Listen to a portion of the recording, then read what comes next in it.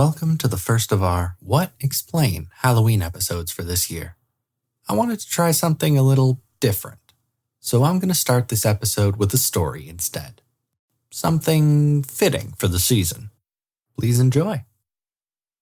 Victoria Delilah Webster, age 5.5, knew many things, and one of those things was that something was wrong. Firstly, and most importantly, was that she was in her Sunday best clothes, which were a very itchy white dress, black shoes, and long stockings. And it was only Wednesday. This was not a good situation, as she hated these clothes with an undying passion unexpected for one of only 5.5 years. The second was that her father had barely spoken a word for the past 2 days.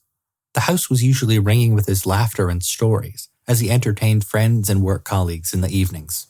But he had barely spoken at all, aside from a hushed conversation with her mother which ended the minute Victoria walked into the room looking for her lost doll. The third was that her mother hadn't stopped crying for about that same amount of time.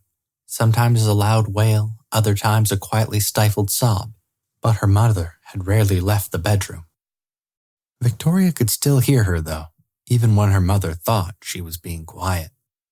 Another odd thing for Victoria was that her parents had moved her into their bedroom for the last week. Her younger sister Adeline had seemed quite ill at the time, and Victoria wanted to see if she could take care of her like a nurse would. She was her sister after all, and they did share a bedroom. Her parents tolerated this until a week ago, when Victoria dabbed Adeline's mouth with a handkerchief after a particularly harsh bout of coughing, and came back with blood on the kerchief. Dr. Long was called in quickly after that, and Victoria was told that she would be sleeping in her parents' room for now, and on no account was she to see Adeline anymore, at least until she got better. There was some mention of consumption and how it could be contagious. Her parents did have a more comfortable bed, but she missed her old room, and she missed her sister. The most worrying thing was that she hadn't seen hide nor hair of her sister either. The two were usually inseparable, and despite the very limited effort of her parents trying to make it seem like everything was all right, Victoria knew something had happened. When she first asked, her mother started a fresh fit of wailing, and her father quickly ushered her into the drawing room and told her that for now, she shouldn't ask about her sister, as it would make her mother cry. Being the dutiful daughter, Victoria hid her confusion and nodded. This lasted until Wednesday, when her father briefly appeared and told her to put on her church clothes, as they were expecting a guest. Victoria began to object, but the look in her father's eyes stopped her short. She nodded again and trudged to her parents' room, where her dress, stockings, and shoes were all laid out. She stomped back down the stairs, making as much of a ruckus as possible, but neither of her parents seemed to pay attention, so she went back to the drawing room to play with her dolls. There was a quiet knock, and her father strode towards the front door, dressed in his black suit, opening it quickly enough that the door slammed into the wall. Victoria snuck a peek around the corner of the drawing room to see who this visitor was that involved her getting dressed in this manner. The visitor in question was a short man with a bristly brown mustache that seemed to be overwhelmed with a large number of boxes and what looked like enough spindly wooden legs to have created a spider, should that be what he wanted. The man gave up on trying to organize the mess, gently laid it on the front step, and extended his hand towards her father. "Walter Jameson, sir. Pleasure to make your acquaintance." Her father shook the hand in return. "Andrew Webster. Pleasure as well." Walter entered the house, removing his hat and casting his eyes about the area. "So where would you like me to—" "Adeline is upstairs." Andrew cut him off. "Feel free to make whatever arrangements and adjustments you need to the room, and let us know when you're ready." Walter nodded. "Does the room have any windows that could be opened?" he asked. "Yes, one," Andrew replied. "It has been for the last 2 days." Excellent thinking. It does help make the process quicker and more tolerable for all involved. I'll bring my equipment upstairs and should be ready shortly. Of course, you are more than welcome to enter and exit the room as you please while I set up. "We'll be downstairs in the drawing room," Andrew interrupted. "Please let us know when you need us, but we'll be downstairs." Walter acquiesced with a bow of his head, and began the process of moving his equipment upstairs. He had many heavy boxes and the wooden legs that seemed to be a stand of some sort. While Walter went back and forth, up and down the stairs, sweating under the weight of those boxes, Victoria kept thinking of that one phrase her father said to the mustached stranger. Adeline is upstairs. How could she not have seen her sister? She hadn't heard from her ever since the doctor came in, and her parents refused to talk about her, but she was upstairs this entire time? While Victoria was wondering about what exactly her parents were keeping from her, her mother walked into the room, wearing a black dress with a hat that Victoria had never seen her mother wear before. Underneath the brim of the hat, she could see her mother's eyes still rimmed red from crying, but her face was dry and put together, and her jaw clenched under the effort of trying to keep it that way. Rose, please, you should be sitting. Andrew sat up at once and offered the chaise to Victoria's mother, which she took gratefully, collapsing into the cushions. Thus began one of the longest silences of Victoria's short life, her mother sitting like a puppet with her strings cut on the chaise, while her father hovered in the corner with an uncertainty that Victoria had never seen in the usually confident and bold man. As the silence stretched on, Andrew excused himself and went into the kitchen. Victoria heard the clinking of glasses and the pouring of liquid, and soon her father returned carrying 2 glasses of a brown liquid that Victoria knew was whiskey, if only because her father yelled at her 2 years ago for knocking over a bottle of it. Wordlessly, he handed one of the glasses to her mother, which was just the latest in what was turning into a day of astonishments for Victoria. She had never seen her mother drink before, just seen her tut at her father when he came home on a Friday a bit later and a bit jollier than usual, muttering that he smelled like a distillery. Her mother looked up at the glass in his extended hand, grabbed it, and downed the alcohol in one swift movement. Both Victoria and her father stared agape at her mother as she slowly lowered the glass, meeting the both of their eyes for the first time that day. It was as if a dam broke somewhere within her, as sobs began to rack her slight frame, and the glass fell to the floor, shattering on the ground. Her father cursed and went to find something to pick up the glass with, but Victoria stood paralyzed. She wanted to comfort her mother, but didn't know what to do, or even where to begin. There was a slight cough from outside the room. Her mother stifled her sobs and looked up to see Walter, standing on the stairwell with an apologetic look on his face. "The room is ready upstairs whenever you are," he blurted before ducking back upstairs. Andrew came back into the drawing room, broom and dustpan in hand. After some half-hearted attempts to try and get all of the pieces, he settled for just getting the largest ones and gently escorting Rose, still sobbing, around the area. Andrew put his arm around Rose and extended his other hand towards Victoria. "It's time to see your sister," he said, with the faintest hint of a quiver in his voice. Victoria's face lit up. After all this time, she would finally be able to see Adeline. She darted around her father and bolted up the stairs, her church shoes clumping on the wood as she ran. Just as she was about to reach her and Adeline's bedroom, a pinstripe-suited arm blocked her path. "Let's wait for your parents now, shall we?" Walter asked, a brave attempt at a smile on his face. "Why?"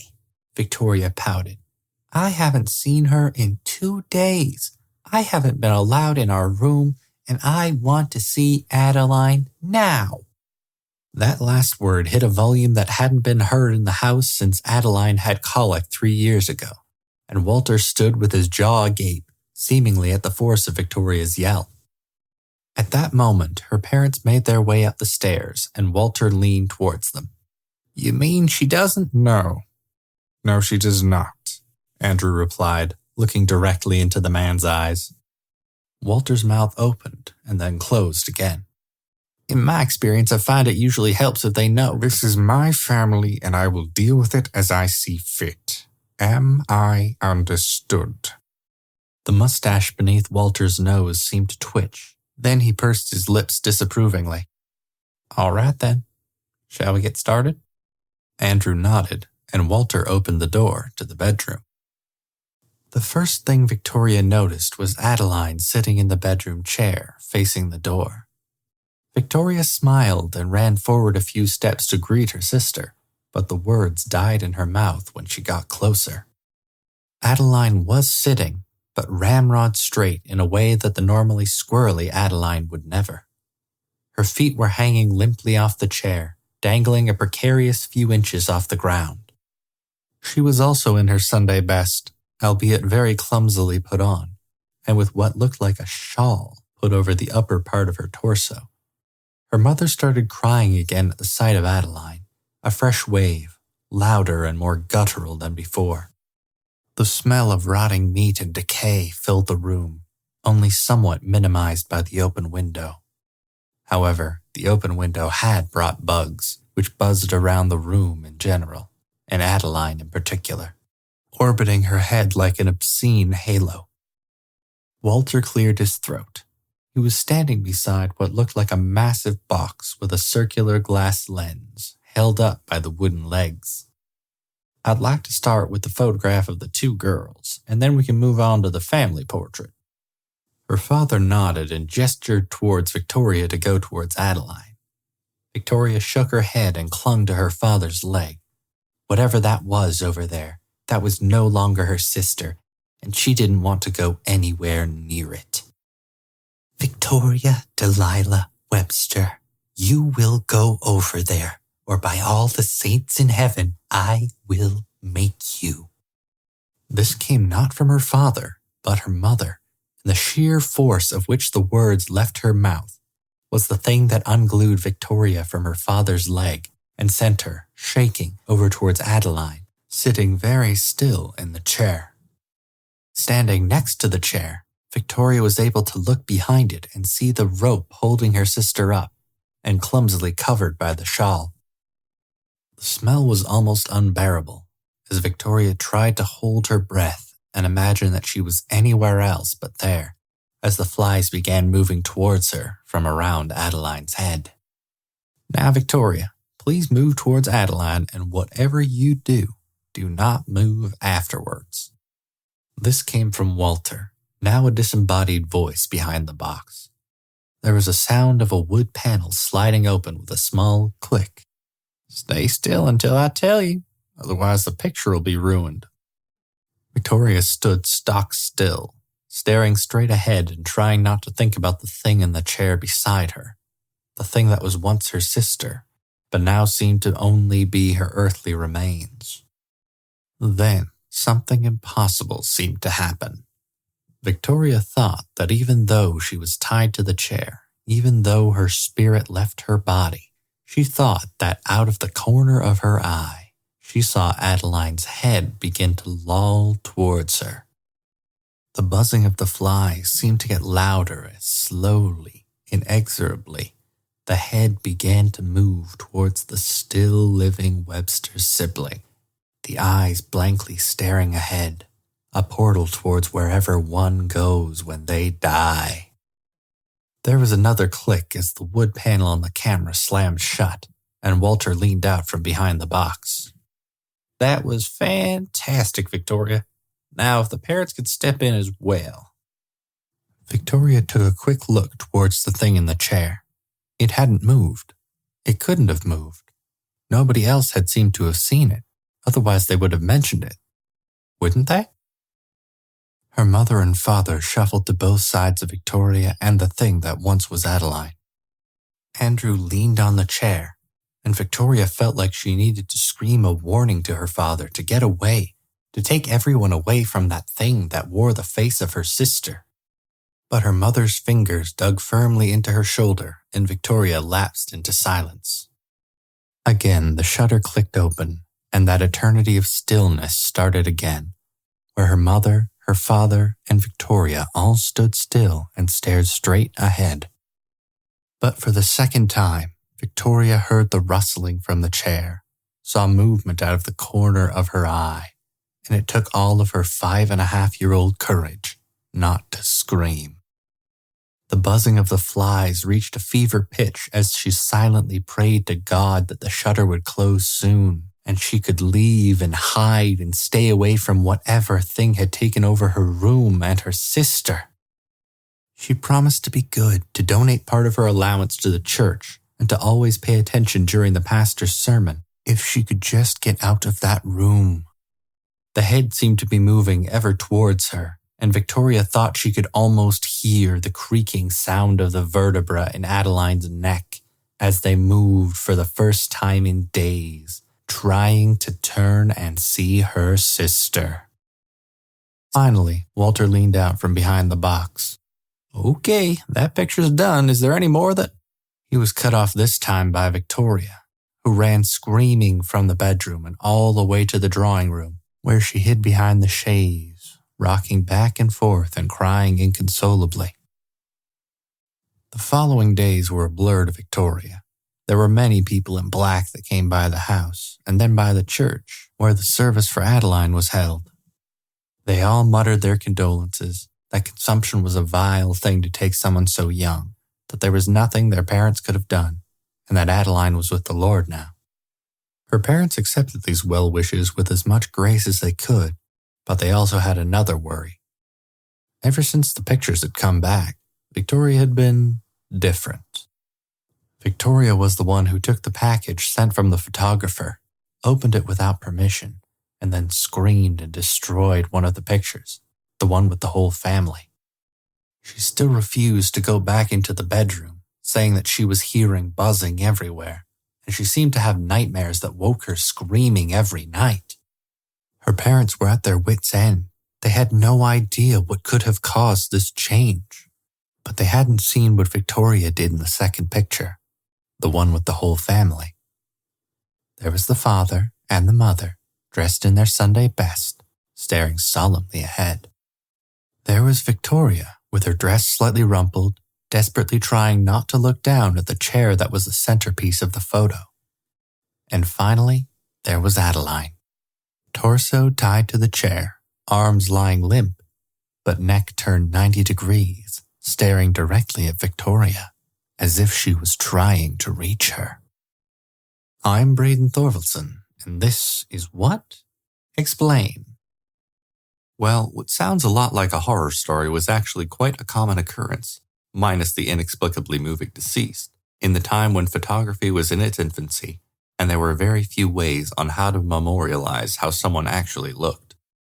An artist could be commissioned, but that was a very expensive option that was far out of reach for most families. Also, often by the time a portrait would be needed, it would be difficult to find an artist that would come to the house and would be willing to spend hours at a time drawing an accurate representation in the same room as a dead person.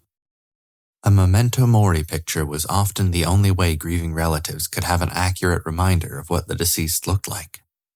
Families like the Websters were commonplace for the time, as they wanted to remember their family as it was, before the passing of the family member in question. The idea of memento mori, meaning remember you must die, in Latin, was much older than photography. In fact, it dated back thousands of years, and originated as less of a reminder of one specific person who had died, and more as an inevitable warning that death would come for us all.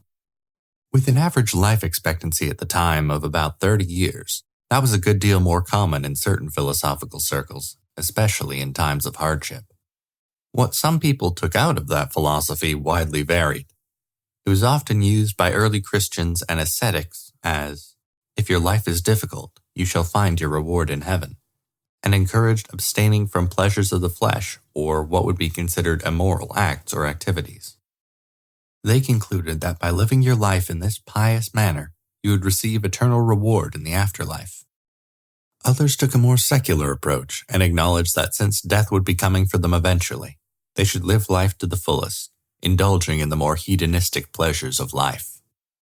In the time of the Black Plague, people took towards the philosophy of memento mori to steel themselves for what might inevitably come for them and their loved ones. Many at the time believed that their life on earth was destined to be a hard and cruel one, with death being the release into a better reward after. This was the way of many of rationalizing the suffering that they were forced to bear. As a result, these people were encouraged to try and live blameless lives in the hope of ensuring an eternal reward after death. To some, death was not something to be feared, but simply to be accepted as a movement into a hopefully better reward if one behaved morally on earth. However, if one behaved in an immoral or evil manner, they were destined for eternal damnation. This philosophy of memento mori was even, and sometimes especially, prevalent among the upper classes of the 15th to 17th century in Europe. To keep the possibility and idea of death prominently in mind, and simultaneously flaunt their wealth, specialized memento mori jewelry was created for these wealthier individuals. Often there were skulls, wilted flowers, and other similar motifs involved, but one commonality was that there were always engravings of text mentioning death and mortality, often in the context of religion. This reminded them to live piously, for their reward, or punishment, could happen at any time when they passed on.